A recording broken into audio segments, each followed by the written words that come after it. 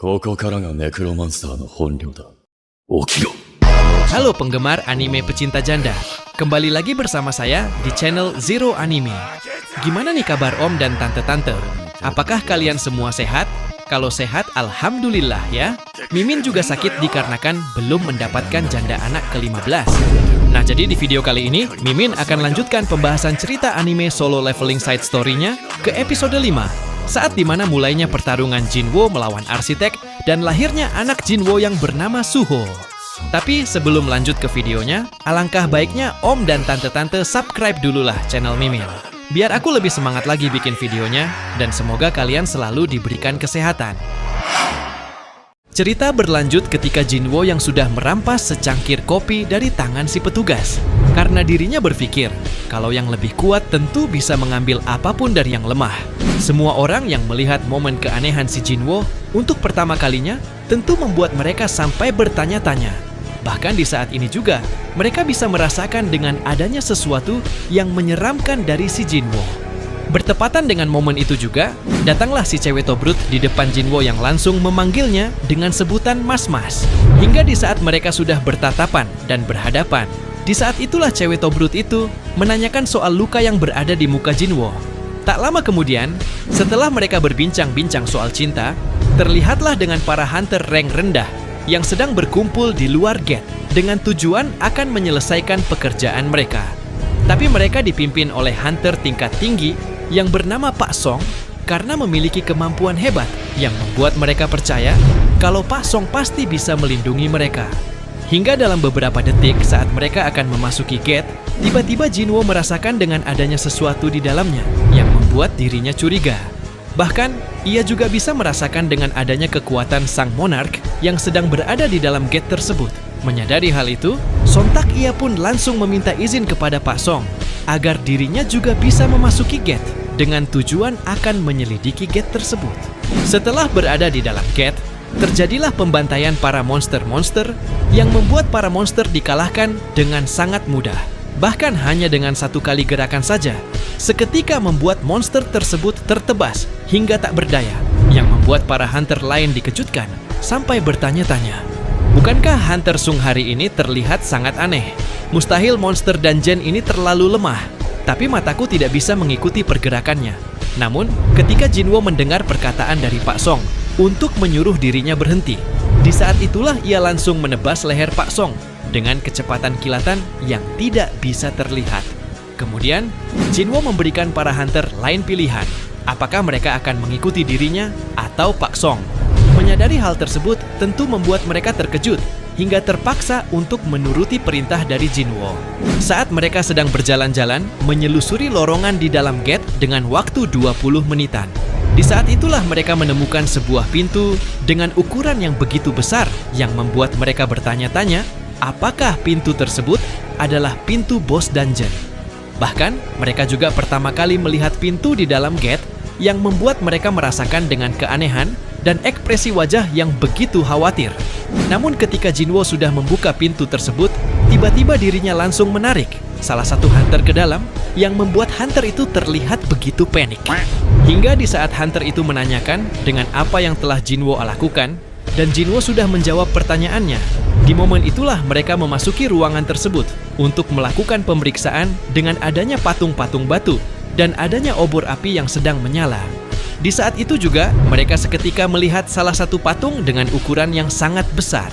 Namun ketika mereka bertanya-tanya, apakah mungkin patung yang besar itu adalah bos dungeon?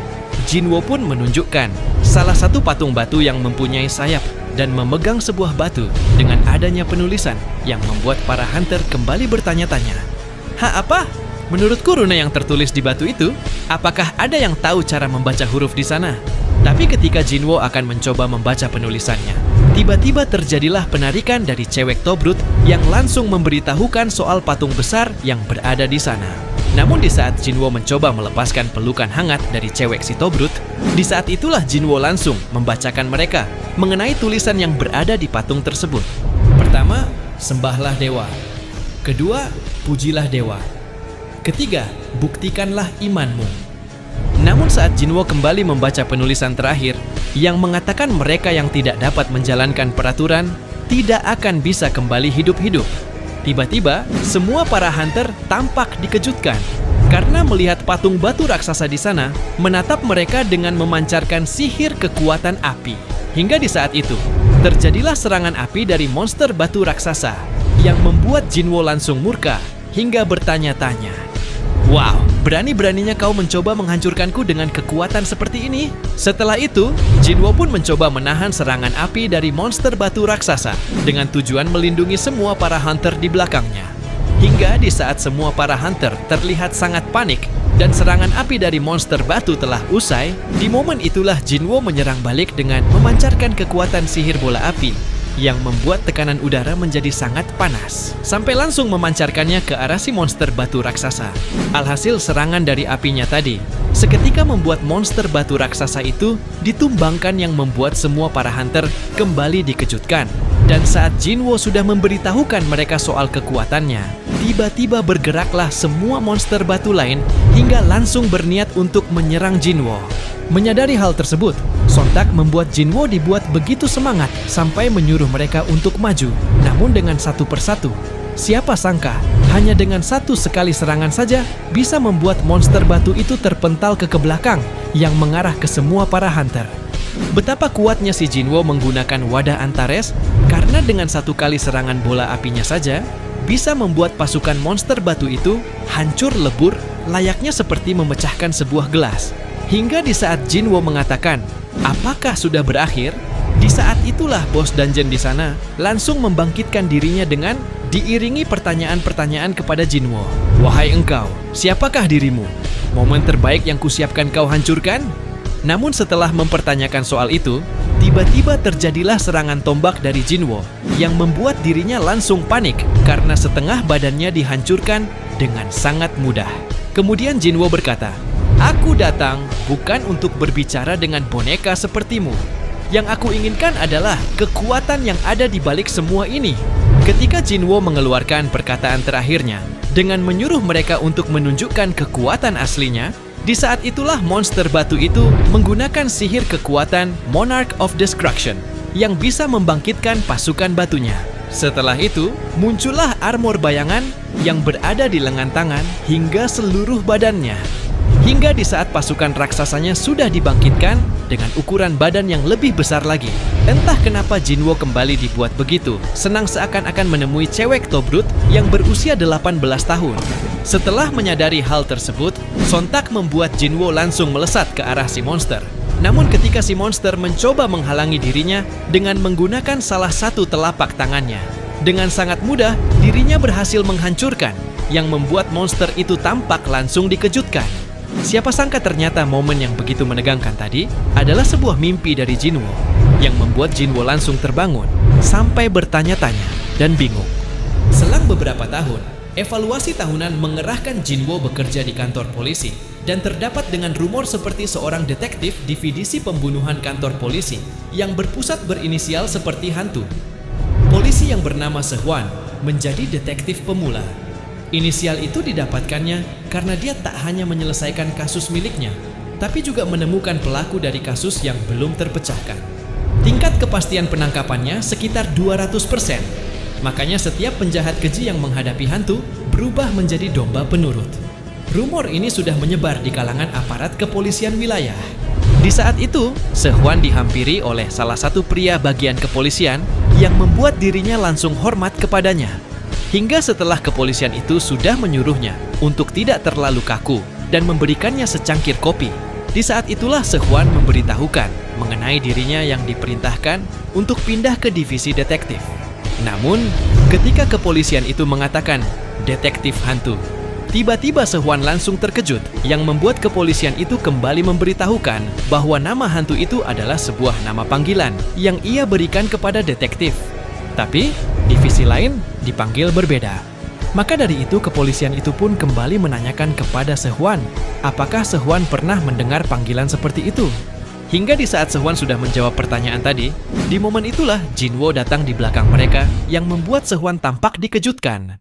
Bahkan saat Jinwo sudah mendapatkan pemberitahuan bahwa Sehwan adalah anggota baru, Di saat itulah Jinwo mengajak Sehwan pergi yang membuat Sehwan langsung panik hingga bertanya-tanya soal kemana Jinwo akan mengajak dirinya pergi.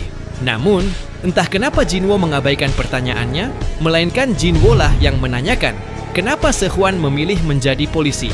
Sehwan pun menjawab dengan memberitahukan bahwa dirinya juga ingin menangkap penjahat seperti Jinwo. Beberapa hari kemudian, di tempat kantor divisi kriminal, terlihatlah dengan salah satu ibu-ibu yang sedang melaporkan soal kasus anaknya yang bernama Jinni tidak mungkin bunuh diri. Hingga di saat ibu tersebut menodongkan sebuah foto, di saat itulah Jinwo datang menghampirinya untuk mengecek buku yang sedang dipegang oleh bawahannya. Hingga di saat Jinwo sudah melihat buku tersebut, terlihatlah dengan gambar lengan tangan wanita yang ditemukan tergeletak di dalam bak mandi karena meninggal, dikarenakan kehabisan darah dari luka besar di pergelangan tangannya. Maka dari itu, dan setelah menyadari hal tersebut, ia pun langsung memperkenalkan dirinya kepada si ibu, hingga langsung meminta dengan waktunya. Malam pun tiba dengan diperlihatkannya gedung apartemen rumah yang di dalam terdapat dengan adanya kedatangan si Jinwo. Di sebuah tempat bak kamar mandi, Jinwo melihat dengan adanya darah yang membuat dirinya langsung mencoba mensumomnya. Aris. Hingga di saat Jinwo berhasil mensumom darah manusia itu tadi, muncullah sosok wanita cantik dengan body bohai yang membuat Jinwo langsung tertarik dan menyuruh wanita tersebut untuk tidak terlalu takut kepadanya. Kemudian berkata, "Kau sekarang makhluk yang terbebas dari belenggu hidup dan rasa sakit." Hingga di saat Jinwo kembali menanyakan dengan mengatakan apakah kamu bunuh diri, dan wanita tersebut sudah menjawabnya dengan mengatakan iya. Di saat itulah wanita itu terlihat begitu sedih. Di sisi lain, terlihatlah dengan salah satu sosok pria yang dimana dirinya sedang melihat Jinwo muncul dari kamera CCTV. Di saat itu juga, Jinwo menyuruhnya untuk datang ke tempat keberadaan yang sekarang Jinwo tempati. Ternyata pria tadi adalah ayah dari almarhum Jinni, yang langsung menanyakan kepada Jinwo soal hasil investigasi mengenai putrinya. Di saat Jinwo sudah menjawabnya dengan mengatakan belum pasti, di momen itulah Jinwo mengajak Bapak Jinni agar bisa mengikuti dirinya. Selang beberapa waktu di tempat kafe yang bernama Arong Roll, Jinwo pun membuka pembicaraannya dengan menanyakan soal ibunya Jinni yang seperti apa. Apakah mungkin ada orang yang menaruh dendam kepada putri Bapak? Mendengar hal tersebut, sontak membuat Bapak Jinni sangat dikejutkan, hingga langsung menjelaskan bahwa anaknya Jinni adalah anak yang baik dan polos.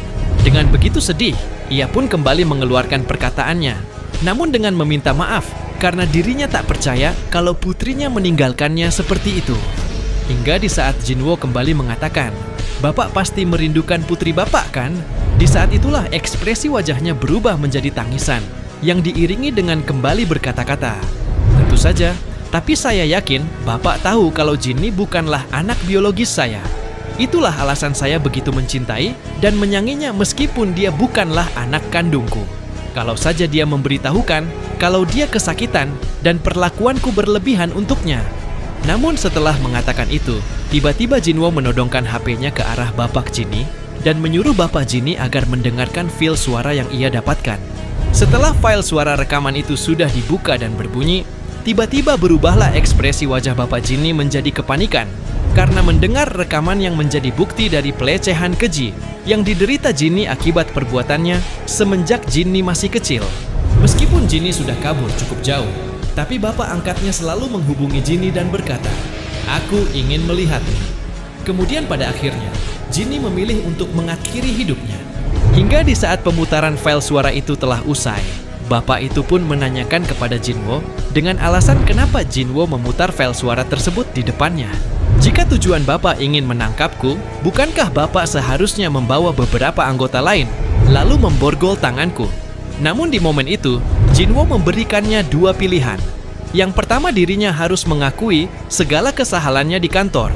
Tapi setelah dirinya menanyakan soal pilihan yang kedua dari Jinwo, di saat itulah Jinwo memberitahukan bahwa pilihan yang kedua harus dibayar dengan harga yang sepantasnya. Mendengar hal tersebut, sontak membuat Bapak Jinni terlihat begitu marah, hingga kembali menanyakan berapa uang yang Jinwo ingin meminta kepadanya. Tapi ketika Jinwo sudah menjawabnya dengan mengatakan, "Ini seharusnya cukup."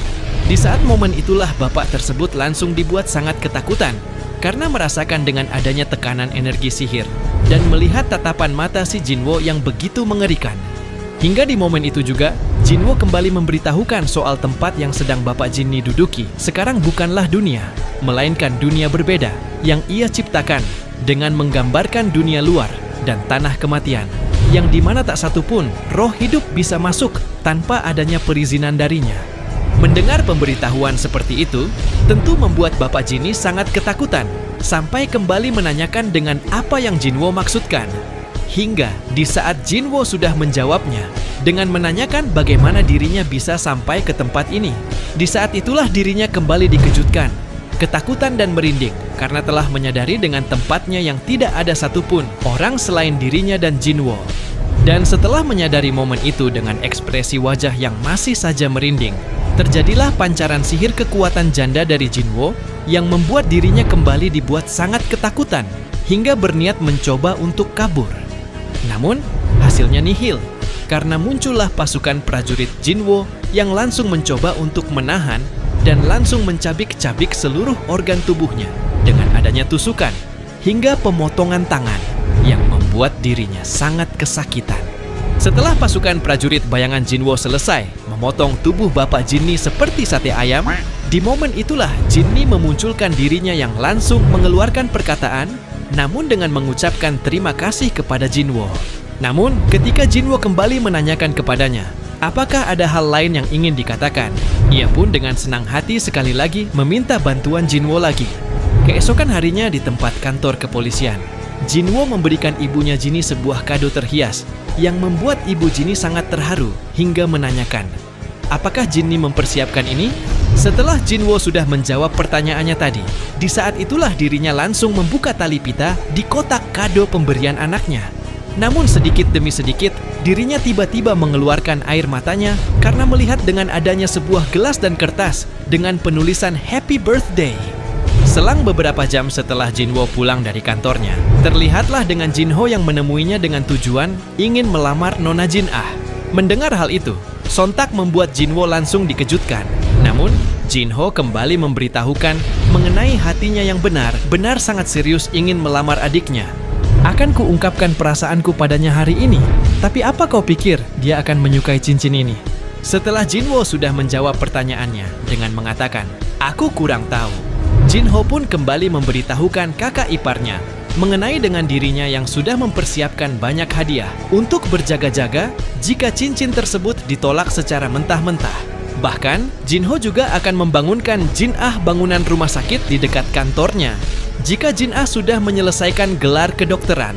Jinwo yang mendengar hal itu kembali, seketika dibuat sangat dikejutkan hingga langsung mencoba menodongkan secangkir air minuman yang diiringi perkataan-perkataan dengan menyuruh Jinho agar tidak perlu terlalu banyak mempersiapkan hadiah untuk menunjukkan perasaan kepada adiknya. Tapi ketika Jinwo mengatakan bahwa Jinho adalah pria terbaik dan lakukan saja semampunya yang Jinho bisa, di saat itulah Jinho dibuat sangat terharu, yang langsung berniat untuk memeluk kakak iparnya.